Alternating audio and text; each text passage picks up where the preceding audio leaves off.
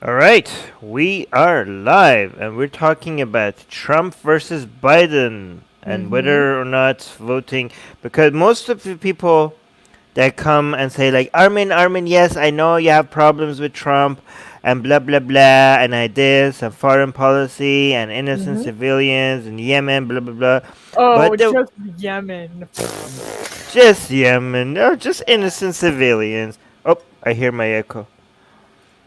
Just innocent civilians and all that stuff. Yeah, I mean, yeah, I guess that's a bad thing. That's a Yeah. bad thing. Yeah, but the woke is coming. I mean, don't you? Aren't you worried about the woke? Aren't you worried about? Don't you keep saying the cult of woke? The cult of woke. This is gonna change.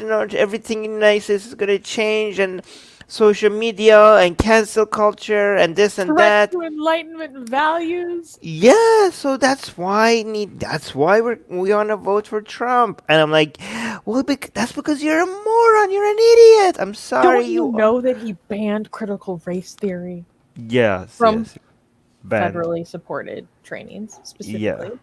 All right, Let's come correct. all right. But actually, let's see what people are saying in the live. Whoa, we have a busy live chat today. Mars is here.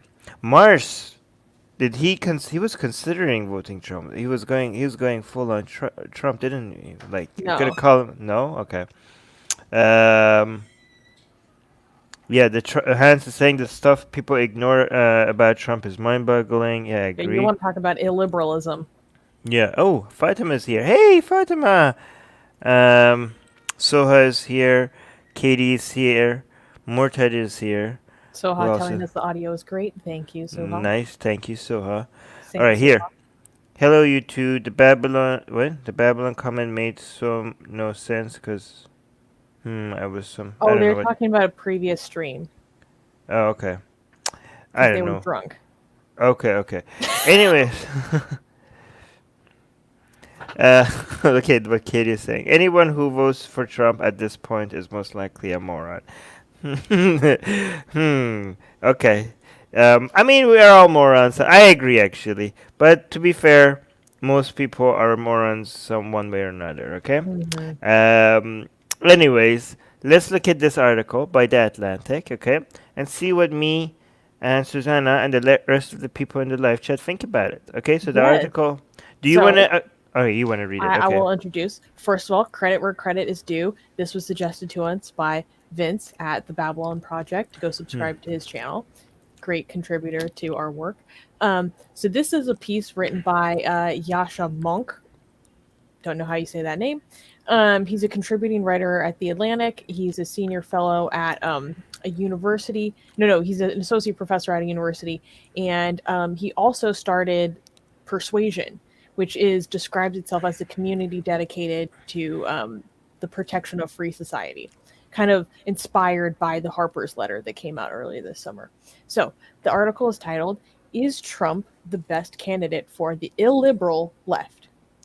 If you hate wokeness, you should vote for Joe Biden." I really liked this article. There was a lot of stuff that I agreed with this. And Hmm. hey, speaking of the Babylon Project, there he is. Go subscribe. Um, so let's get into this. Let's get into the meat. Um, can you zoom in even further? Por favor. Thank you. Okay. A number of influential commentators who firmly opposed Donald Trump in 2016 recently announced their intention to vote for him in 2020. Nearly all of them, including James Lindsay, Danielle Pleka, and Ben Shapiro, blamed illiberalism on the left. As Shapiro said on his popular show, he is planning to vote for Trump because, quote, Democrats have lost their effing minds. um, Concerns about illiberal tendencies on the left are not made up out of thin air. I agree. Many Democratic politicians have not been as fully throated in their opposition to left wing political violence as they should be. My commentary, I also agree. Um, Parts of the left now seek far reaching censorship in social media, advocate for employees to be fired for expressing conservative opinions, and are openly hostile to free speech. The likely future mayor of Portland, Oregon, has appeared to glorify mass murderers such as Che Guevara and Mao Zedong on the campaign trail. Um, that was a crazy incident, by the way.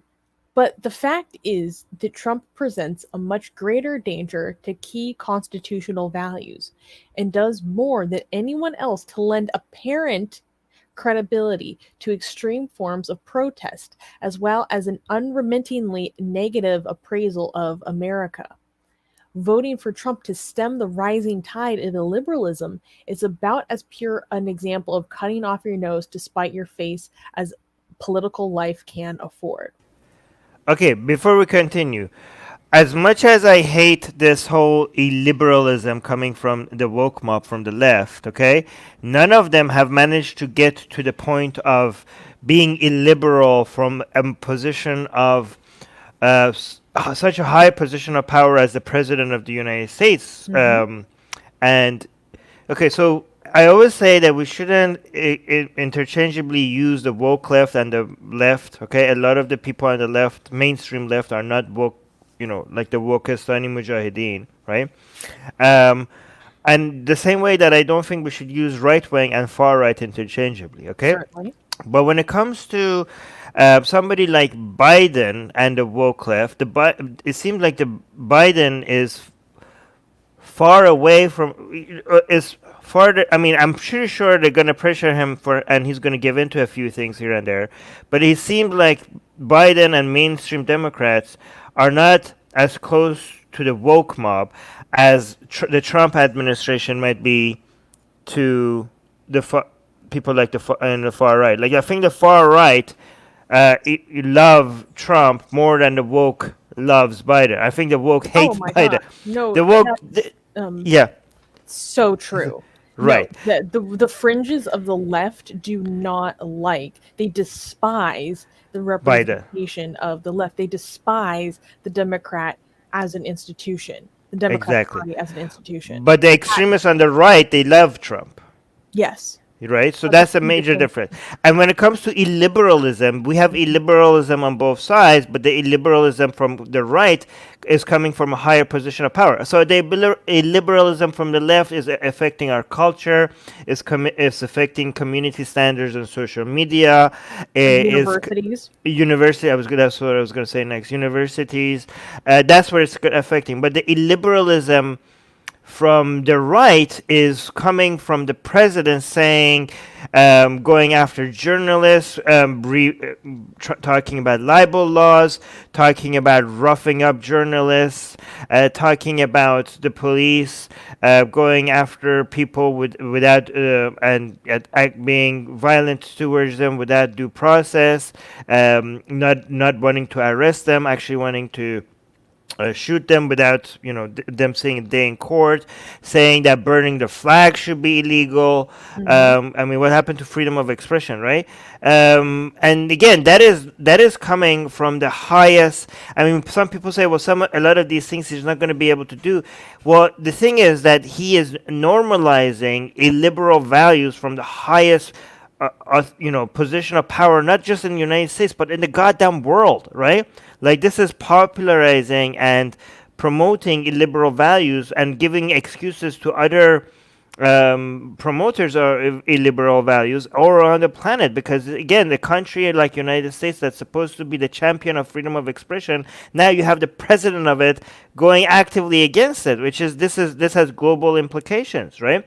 And even beyond that, becoming allies with authoritarians around the world, whether it's in Brazil, Philippines, North Korea, Russia, anywhere. Like, this is also normalizing illiberalism and providing support to illiberal values, not just in the United States, but also in other countries, and making other countries fight for liberal values a lot more difficult as well. This is way wider. This has a lot more global implications than then I mean, again, I still think we should complain about Pakistani Mujahideen spreading illiberal values, especially on social media, where most of the discussions around the planet is happening about these values. We should still be fighting that, but again, this is a lot worse. This is a lot worse. This is coming from the government, so yeah, there's that.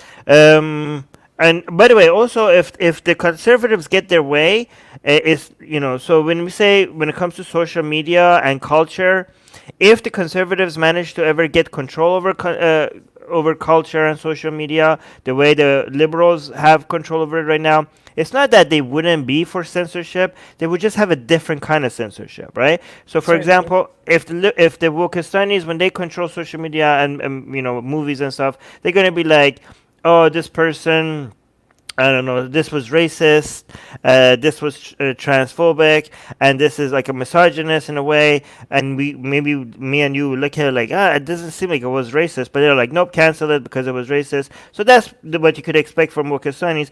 But again, if you say, if the conservatives were controlling all of that, if they had full control over it, they wouldn't be like, oh yeah, we're anti-censorship. They would be like, this is not family friendly, this is not traditional family values. Hmm. This is promoting LGBT satanic stuff. Hmm. This this should be R rated. Historically, they've had complete control over that. I would recommend the excellent documentary, The Celluloid Closet, if you would like to learn about how the conservative establishment has historically completely censored Right. queer representation across medias. But I wait, bring the article back. I wanted to highlight something. All right. um, so when he's saying, um, Trump does more than anyone else to lend apparent credibility to extreme forms of protest as well as unremittingly negative appraisal of America. That really stood out to me because that was the mentality that Trump's original election helped lead me into the Wokistani Mujahideen is Right. complete um, you just leave behind the idea of any redemptive qualities of America because of this person who's sitting in the highest office in the land. Um, Part of the issue with a lot of people who are supporting Biden. Look at this. Zhang is saying freedom of speech does not exist. It's just an excuse for hate speech. Vote Biden. Look at what? how stupid. This is so dumb.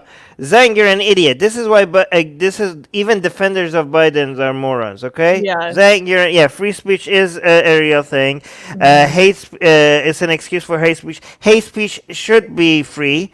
You're Uh-huh. a moron. And this is why a lot of people are not going to vote for Biden because Biden has defenders like you. I'm sorry. Okay. Because people are like, oh, look, this is, you know what? If you were, you shouldn't be, you're not helping Biden. You should just, if you want Biden to win, people like you should shut the F up because you guys are anti-free speech. These are the Pakistani people who are actually against free speech and they want to reduce people's freedom of speech because of everything they don't like is hate speech. And I mean, if Trump ever has a chance to win, is because the left having people like Biden having supporters like this. Like these are the people who are actually helping Trump. Zhang, you don't know it, Zhang, but you're actually a Trump supporter because your line of arguing is what makes people scared of the left, and this is what makes people actually vote for Trump. So congratulations, Zhang. You might not know it, but you're actually a Trump supporter. Everything you stand for and everything you say actually helps Trump. Okay, Um, let's continue with this article though. all So right. we need to keep it short today. Um, Okay.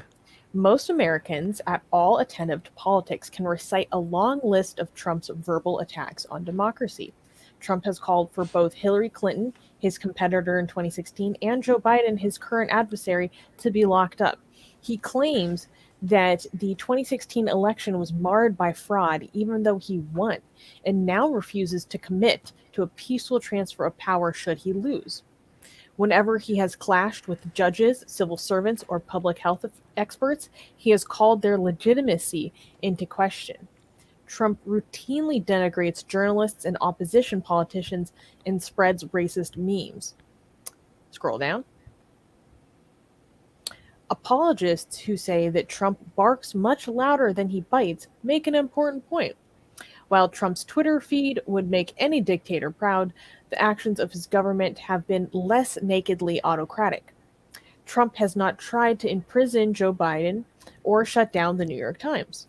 And although he has repeatedly denounced the judiciary in ways that undermine the constitutional responsibilities of judges, he has mostly proved to be willing to be bound by their rulings. But if Trump's words are worse than his actions have still been outrageous. Trump has repeatedly interfered with the processes of awarding federal contracts and approving corporate mergers to punish companies who have dared to criticize him. He has made illegal payments, possibly using campaign contributions to women with whom he has had affairs. He has fired inspectors generals of federal departments when they have uncovered wrongdoing by members of his administration.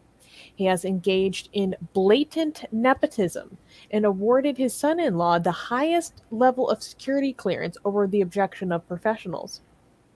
He has invoked a fake national emergency to redirect federal funding towards a political pet project, the wall at the southern border. So much for that promise, am I right? Yeah. He has, I mean, thank goodness that fell through. He has used the resources of his office to boost companies of friends and allies and challenged significant sums of money into his own properties. He has separated thousands of children from their parents and lost track of hundreds of those parents. Of all of the, things listed above, what matters the most to me are these children and their parents. Right. Like the unknown is saying, nepotism, what about Biden's kids? It's very, it's easier to see that you're doing whataboutism when you actually start the question. I'm not saying that every question that starts with a what about is whataboutism, but it's easy to find that when you actually say what about. Mhm. I don't know if the article is going to get into this or not. But the main thing, I mean, even if you like somebody was saying fake news about it, everybody like, this is fake news, fake news. Okay, but let's say even if you think all of this is fake news, okay, which it is, which it's not, but even if it was, the main thing I think this article needs to highlight, and maybe we'll if we go lower, is the fact that even if you just worried about the woke cliff, the woke cliff became astronomically more irrelevant because of Trump. Mhm. Because of Trump, because of the boogeyman that Trump is. A lot of mainstream liberals who do not like the woke mob are giving into the woke mob because they're like, well, if we have Trump, maybe we need to go a little bit extreme to the left. Maybe like, oh my God, like this fascist is taking over. We need anti-fascists now to go after a fascist. Mhm. Oh my God, everything like racism is taking over, transphobia is taking over. We're going anti-LGBT. Maybe we need to go to these crazy people on our sides and let them go at it, right?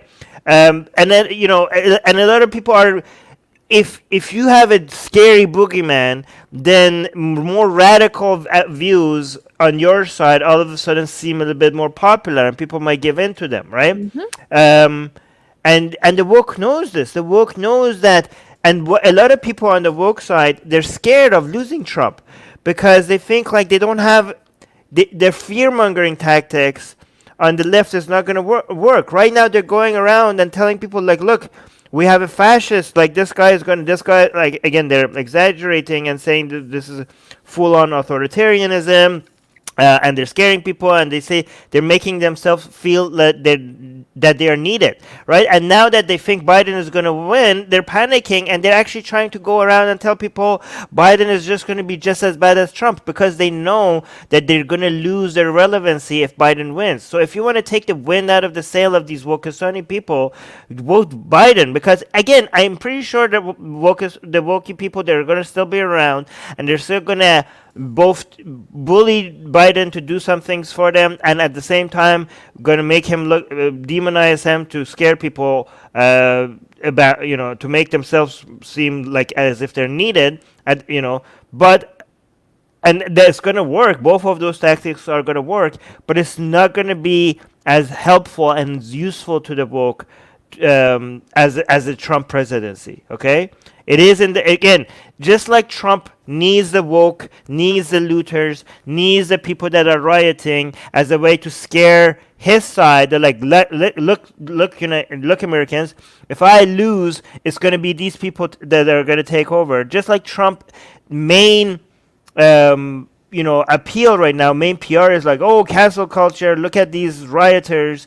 It's the same thing with the other side. Their main appeal is like, look at Trump, that's why you need us. Okay, so get rid of Trump, and then the woke is going to be less relevant. Okay, people, the mainstream left is going to put their guard down and be like, oh, I guess everything is okay now, and they're not going to be supporting cancel culture as much as they used to, because like, oh, the main danger, the main orange danger is now gone. I guess we don't have to go out and like cancel everybody left and right. But anyways, I mean, it's worth noting that people who are deeply into the regressive left, illiberal left, see no distinction between the two parties in the yeah, two-party system. Like, you but should see the memes I follow my local Antifa groups. Their memes. I don't know if you can see this, but wait, it's a plane dropping. wait, we posted that on Atheist Republic. Yeah, and then like one of them is rainbow. Hold on. Let me. This is great content right here. Yeah, we posted that on Atheist Republic. Yeah, it's hard to see. Never mind. So, yeah, all right, there's no distinction, and a lot of them explicitly don't believe in voting. So we'll move on. These attacks on America's constitutional traditions don't mean that Trump is about to pronounce himself emperor for life, nor, as Graham Wood has recently argued, do they mean that he will manage to stay in office if he loses the upcoming election. But they should make removing him from office the top priority for any voter who is genuinely concerned about the rise of illiberal forces. Many of the most worrying tendencies on the left stem from two intellectual mistakes. The first is to focus so tightly on the country's flaws that its strengths become invisible and its institutions dispensable. Speaking from my own personal experience, that was when I was in this mind suck. That was where I was. Two, second is to believe that the right poses such an imminent danger that any form of resistance against it is justifiable, even if it involves violence. So here, Yasha perfectly encapsulates me running around as an Antifa member. Trump, of course, disagrees with both of these mistakes. But because he is genuinely dangerous and extraordinarily polarizing, he makes it much harder for establishment institutions, as well as moderate voices on the left, to hold their ground against these fallacies. Yes, especially when he all of a sudden sounds like us, and Trump goes and says like, "Oh, we're against critical race theory," and like, "Oh God, shut up, Trump, shut up." Now it's gonna be so hard for us to actually go after these crappy ideas, because now people are like, "Oh, you sound just like Trump." Yeah. God damn it. Yeah. The president has again and again incited racial tensions in the hopes of making partisan gains. If he wins re-election, the idea that racism not only shaped the country's past but continues to define its essence in the present will become much more difficult to refute.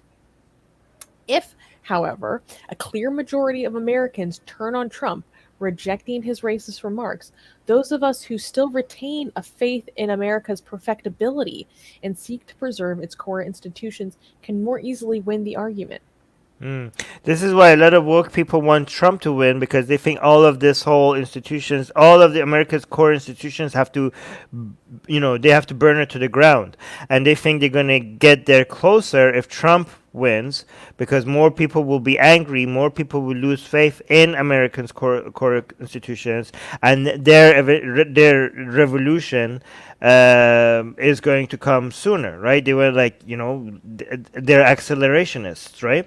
And I Mhm. think if Biden wins, more Americans are going to be like, oh, okay, I guess everything is back to normal now, and we could keep our institutions are safe now, and they're not going to want to tear everything apart, and they're just going to go back and be like, okay, we're good now. And so that's why a lot of this, actually there's a divide between a lot of woke people, right? Some woke people are saying we want Trump to win so we could burn everything to the ground, and some people are like, but we're technically burning the planet to the ground if we vote for Trump. So again, and not all woke sunnies feel the same. So there is a major divide.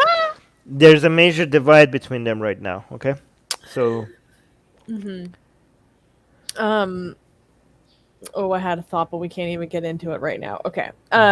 Similarly, a Biden victory would make it easier, not harder, to push back against Antifa types who think engaging in violent tactics to resist the Trump administration is justifiable. yeah, see, okay, the Side article note, is yes. ends justify the means thinking is a form of destructive influence and often a sign of thought reform. Mm, Um, ends justifying the means thinking is dangerous in its essence. Um, that's just something I've noticed from a lot of psychology I've studied. Okay, right. continuing. So long as citizens can contest political injustice at the ballot box, there can be no excuse for burning down government buildings. But Trump's penchant for cruelty is the best possible recruitment tool for those who want to fight fire with even more fire. Ooh, okay, read this. Read this one more time. Okay, read this. This is the key. If you could take anything from this article or this live stream, it should be this one sentence. Okay, this is why the title of this live stream is "If you hate woke, vote Biden." Can you read this sentence one more time, Susanna? Should I do it slowly this time? Yeah, just slowly. But Trump's penchant for cruelty is the best possible recruitment tool for those who want to fight fire with even more fire. Perfect. When the sense of terror that Trump has understandably instilled in many citizens begins to ebb, so too will the misguided hesitance of many Americans to criticize violent extremists pretending to fight for a noble cause. Yeah, okay, so this guy is just focusing on the violent extremists on the woke side, okay? But I would say the same thing about everything else, everything that we associate with the woke mob, with the woke cult. Cancel culture, censorship, anti-science, anti-objective reality as a Mhm. whole, Mhm. critical race theory, accusations of racism and misogyny and transphobia where it's not justified, all of that stuff, all the things that they're normalizing, all their illiberal values, not just, I mean, to be fair, the violent extremism exists more on the far right side. So I don't know, this is not even the main concern I have with the woke left. The main concern I have with the woke left is the fact that they have their philosophy, and there is creeping into universities and also social media's community standards. Okay, and that's basically when it comes to community standards on social media, that's where the discussions on most of the discussions on the planet is happening, and Mhm. all of a sudden these people's crappy ideas is now dictating how the rest of the planet, not just the United States, but the planet gets to speak, right? So that's very dangerous. And also when it comes to academia, that's also very dangerous because that is gonna their poison is now going to affect generations to come, because a lot of students are being brainwashed by these people's ideology. Okay, so that's the two most dangerous places. I mean, a lot of people focus on the violent extremists because that's the most visual thing that you could point at, and people see it on the news and their favorite content creators. That is what seems to be what most people are worried about, but that's not what the most thing I'm worried about. In those two other things that I mentioned that is more dangerous is less visual, so it's harder to scare people with, but it is, to me, that is a lot more scarier. So what this guy is telling people here, so I would say that I would read the same sentence and say, when the sense of terror that Trump has understandably installed in many citizens begins to ebb, so too will the misguided hesitance of many Americans to criticize cancel culture, and what else? All the illiberal values, pretending to fight for a noble cause. Those are what I would say. Illiberal values from the woke mob. That's main. I think that should be replaced Yeah, I'm with that. certainly the most concerned with uh, the influence on universities. Yeah. Um, just speaking from my own personal experience, that's where I swallowed the poison. And it was a huge waste of my time. Should have stuck Right. with neuroscience.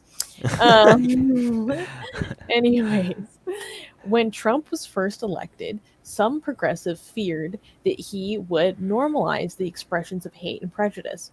America would experience a quote preference cascade. Oh my gosh, preference cascade. It's okay. Every time you mispronounce something, I feel better because I mispronounce stuff, and I'm always like, "Ah, English is my second language." And when Susanna, who speaks English, do you speak anything else other than English? Not proficiently, no. Good. So her only language is English. When she mispronounces something, I'm like, I'm not that bad, I guess. Okay, go ahead. Okay, I have genuine learning disabilities. I'm dyslexic. Okay. Excuses, excuses. Go. Yeah. Right. That's good. Okay. All right. Good. America would experience a preference cascade in which ordinary people changed their opinions to align with prevailing social cues. The country would tack far to the right. Mm. Far from moving to the right on key social and cultural issues such as immigration, race relations, and same sex marriage, however, Americans, especially white Americans, have moved to the left. The proportions of voters who believe that immigrants are good for the country, that members of ethnic minorities suffer from significant discrimination, and that everyone should enjoy the right to marry have all gone up. Scholars have found that this counter reaction to Trump is no outlier. More often than not, public opinion moves against the president. For those who worry about illiberalism on the left, should take this pattern to heart. According to commentators such as Shapiro, progressives already hold power in universities and the mainstream media in Hollywood and Silicon Valley. If they also capture Congress and the White House, they would gain virtually unified control of American politics and culture. But fears of a Biden presidency leading to a woke takeover misunderstand the way that public opinion moves in America. Mm. Because Trump's ample failings have given the most misguided claims on the far left a superficial veneer of plausibility, Trump himself has been the far left's biggest ally. Yes. Okay. This one more time, but slowly. Go on. Because Trump's ample failings have given the most misguided claims of the far left a superficial veneer of plausibility, Trump himself has been the far left's biggest ally.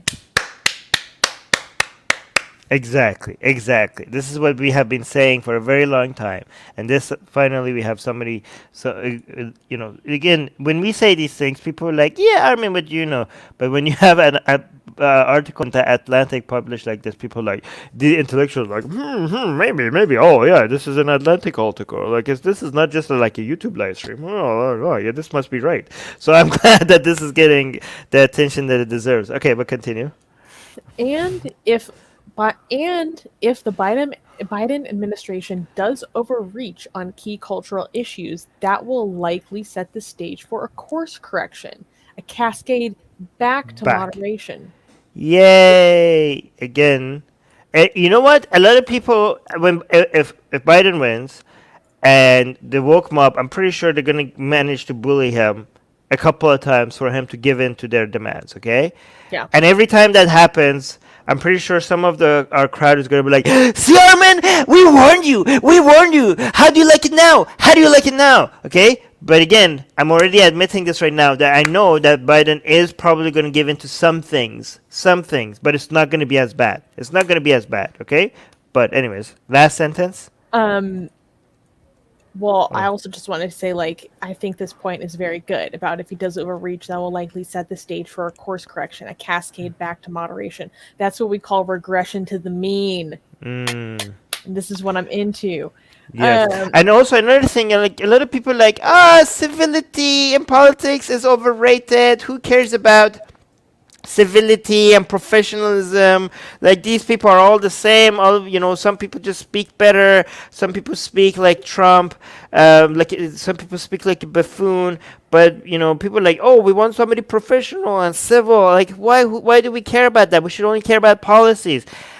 The problem is that if you bring somebody like Trump or somebody like Kanye as a president, you can't have most of the discussion of people consuming politics is going to be about the latest idiotic take, but like they're not going to focus on what we want is we want if Biden is president because he's civil, because he doesn't. I mean, he's going to have gaffes. Unfortunately, that's going to get some distractions, right? But if you mhm. have if you have somebody that doesn't talk like a buffoon and it's not a clown, and it doesn't, the entertainment value of that is going to diminish, and people are going to be outraged or supporting policies more.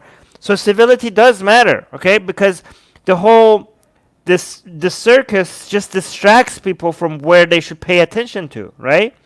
So if you have a president that says, I don't know, grab them by the pussy or whatever, that's going to be. I mean, you think like that doesn't The deserve P word? attention?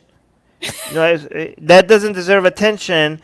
His policies deserve attention, right? But the thing is that if he keeps saying those things, most of the energy of we need to direct people's energy into get to change the policies, right? But if you run a circus as a president, then people are going to keep watching the clown show, and it's going to be hard for people to actually get people to get outraged about things that they should get outraged about. Like for example, how many? Yemen.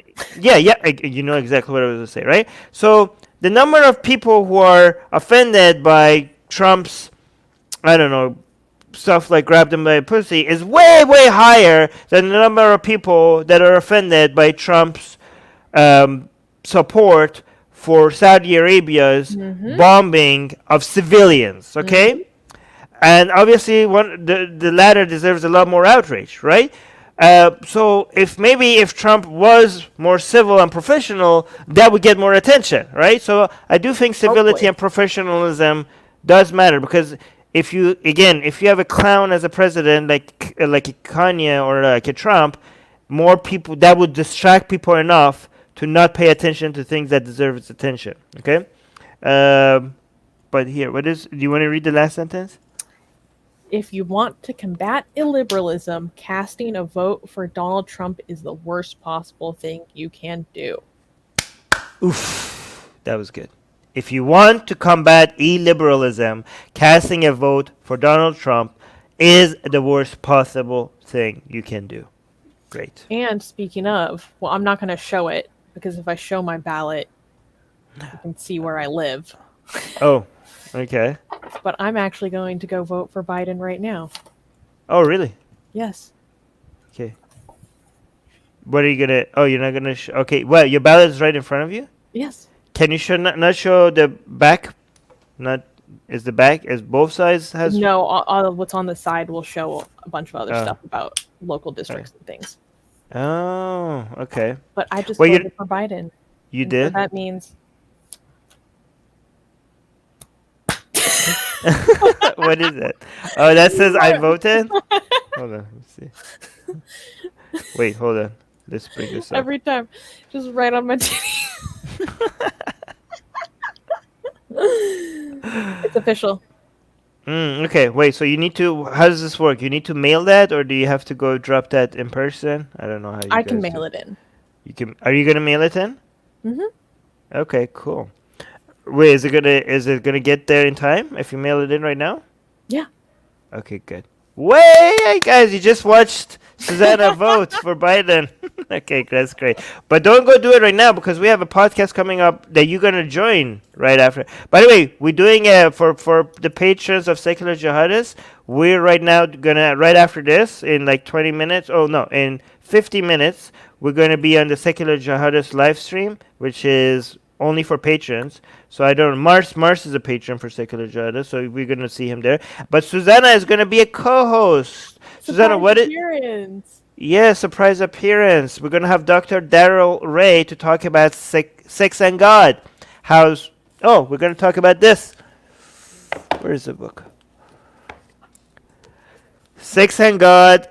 How religion distorts sexuality. And we have Dr. Daryl Ray as a guest on the show, Secular Jihadist. But again, that's for it's going to be publicly released as audio later for whoever is subscribed to Secular Jihadist YouTube channel and also the Secular Jihadist podcast. But right now, in 50 minutes, we're going to do a live stream with the patrons of Secular Jihadist, and this is the topic, and this is the book. I've read this book, and I also got it signed by Dr. Daryl Ray. Oh, Look at this. humble brag. Oh, Okay. I know. You yes. even stayed at his house. Let them know. Let them know. Yeah, I stayed at his.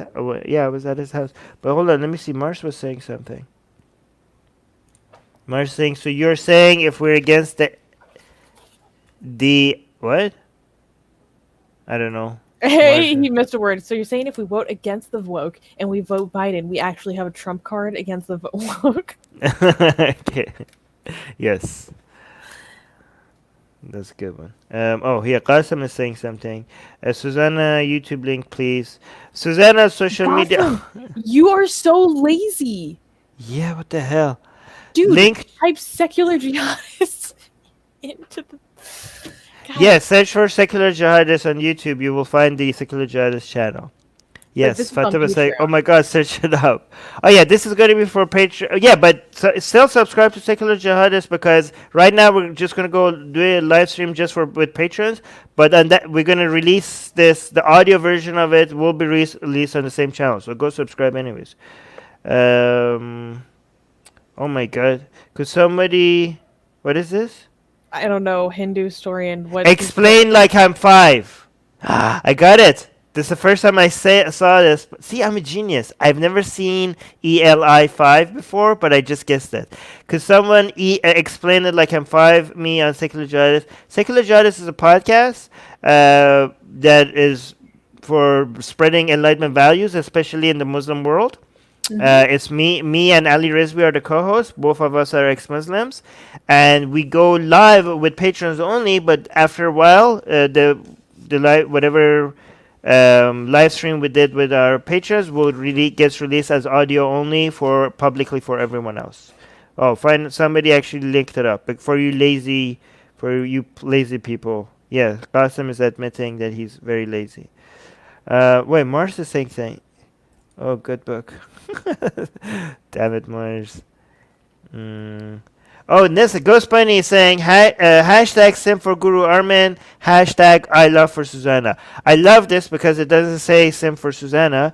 It's only simping for me. Yeah, love. You could keep all the love, Susanna. I need this. I'll take the simping over the love. Okay. You need it more than I do. Shut up. Any girls in the live chat? I do not want your love. I want your simping. Okay. Susanna's. You have to report to me, because I'm the Yes. general of his simp army. Yes. Oh yes. You are. Anyways, we have to go, Susanna. We have to get ready for that. Your marching orders, girls. I like that. All right, let's go. We have to go. All right. Yes. Talk to you guys later. Bye. Subscribe, guys. Subscribe. See, guys, we are on the right side. We are on the right side of enlightened values and everything, okay? We're the only ones who are sane. Everyone else is tribal. Everyone is just pretending. Everyone is just defending their side. But we are the only ones that is anti-woke, anti-far right, anti-Islam, anti-Muslim bigotry, anti-Christianity, anti-Judaism, anti-communism, everything, anti-Hindutva.